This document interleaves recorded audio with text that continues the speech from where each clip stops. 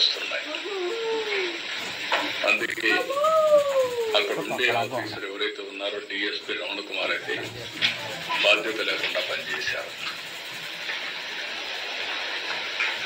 అదే మరిగా హరినాథ్ రెడ్డి డైరెక్టర్ గోశాల, ఒకరు పోలీస్, ఒకరు అడ్మినిస్ట్రేషన్ పెడితే ఇద్దరు జరిగే అది జరగకుండా కాపాడవలసిన బాధ్యత వీళ్ళపైన ఉంది.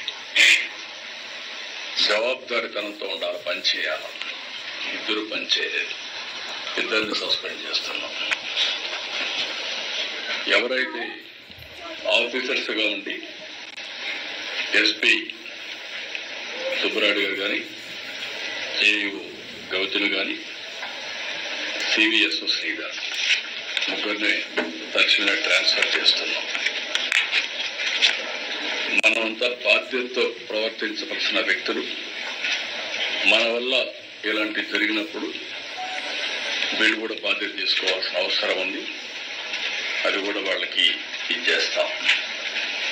ఇది అయిన తర్వాత ఒక జ్యుడిషియల్ ఎంక్వైరీ కూడా వేస్తున్నాం. వాస్తవాలన్నీ అధ్యయనం చేసి నాకు గవర్నమెంట్కి రిపోర్ట్ ఇస్తారు. ఇలాంటివి ఎక్కడా జరగడానికి వీలు లేదు. గవర్నమెంట్ చాలా స్పష్టంగా ఉన్నాం. జరిగిందానికి చాలా బాధపడుతున్నాం. ఇది కాకుండా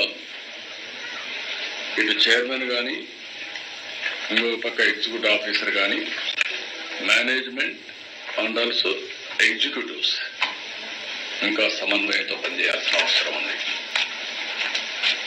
ఎక్కడ కూడా బోర్డు మెంబర్స్ కూడా ఇక్కడ ఉన్నారు. మీ అందరి మీద ఎక్స్పెక్టేషన్స్ ఉన్నాయి.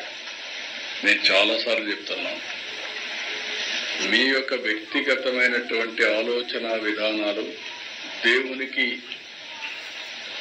అప్రతిష్ట తెచ్చే పరిస్థితి వస్తే అందరం కరెక్ట్ చేసుకోవాల్సిందే. ఓసారి దేవుని మీద భక్తి ఉంటుంది, మనం చేసే పనులు మాత్రం ఓసారి ఉత్సాహంతో కాదని లేక కొన్ని చేసే పరిస్థితి వస్తుంది. అలాంటి చేయకుండా దేవుని పవిత్రతకు దెబ్బ లేకుండా చేసే బాధ్యత మీ అందరిపైన ఉంది. మీకు మనస్సాక్షి ఉంది, ఆ మనస్సాక్షిగా పనిచేయండి. అందరూ కలిసి అవసరమైతే మీరందరూ కూడా ఇన్వాల్వ్ అయ్యి ఒక్కొక్కరు ఒక బాధ్యత తీసుకొని ఒక సేవకులుగా మీరు సేవ చేయండి. పెత్తందారులుగా మీరు వచ్చి దేవుని దగ్గర చేస్తే మాత్రం చాలా చెడ్డ పేరు వస్తుంది. ఈ విషయాన్ని కూడా గుర్తుపెట్టుకోవాల్సిన అవసరం ఉంది. ఇవన్నీ నేను ఈరోజు చూసిన తర్వాత నా అబ్జర్వేషన్స్ ఇవి. దీని మీద చాలా స్పష్టంగా మరొకసారి ఇక్కడుండే అందరికి విజ్ఞప్తి చేస్తూ ఈ పవిత్రతను కాపాడుతామని భారతదేశంలోని ప్రజలందరికీ విజ్ఞప్తి చేస్తూ, రాష్ట్ర ప్రజానికానికి విజ్ఞప్తి చేస్తూ సెలవు తీసుకుంటున్నాం. అందరికీ నమస్కారం.